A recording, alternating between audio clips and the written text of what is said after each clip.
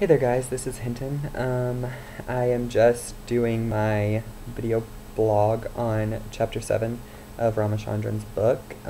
This chapter was titled Beauty in the Brain, The Emergence of Aesthetics, and it talked about two laws laws that Ramachandran has kind of came up, or that has came up, and the first law is grouping, and the second law is peak shift. I think it's really cool that grouping talks about how that the brain is able to detect occurrences such as, you know, it is able to kind of get past the camouflage, and it also detects clutter. And so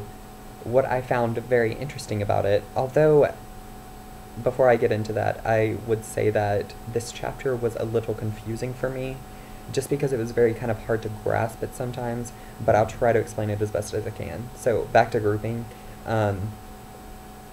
it's very cool, and it kind of made me think of a situation. So like a grouping, if you're able to detect this clutterness, and if you're able to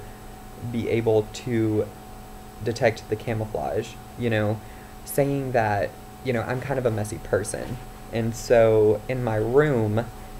it's cluttered all the time. And so I think back, because a few weeks ago I was forced to clean it because of a flood, and so I get so used to living with the clutter, and so it's detecting the clutter, and my brain is detecting that clutter, but also thinking back to when it was clean, it was so much more pleasurable to have that completeness of something, not just having everything strode everywhere, all over the place, having that completeness of having everything in its place, and so I can see how people are a little bit in sort of neat freaks, because Ramachandran also talks about that completeness and the pleasure that you get from the completeness. He kind of put an example in there about, it was kind of like these blobs, and like one of the blobs was completed, and then one of the blobs had like several different blobs put together and had spaces in it. And so that's kind of what just made me think about like my dirty room, because although I'm okay with living in this, when it's cleaner, it's much more pleasurable to me because it's more complete and more, in its position, And so I will go ahead and move on to the next one, which is the peak shift. And it's kind of like describing, he kind of described it as, or what I got out of it, he was describing that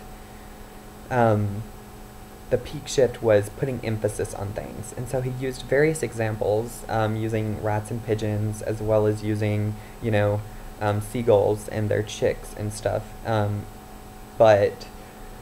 what I found interesting about it is, though, that when you put something with emphasis on something, it really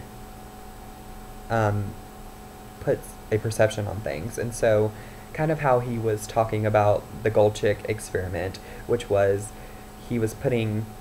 the red spots, and how they were doing it very vigorously, but as soon as he changed it to the red stripes, it got a more vigorous reaction from the chick. And so I feel as if, they're recognizing that color, and the neurons are recognizing that color, but they're firing and at a more exciting rate. And so that putting an emphasis on something, like if you see a beautiful woman or a beautiful man walking down the street, you have an emphasis in your brain, and more exciting to be more attracted to that,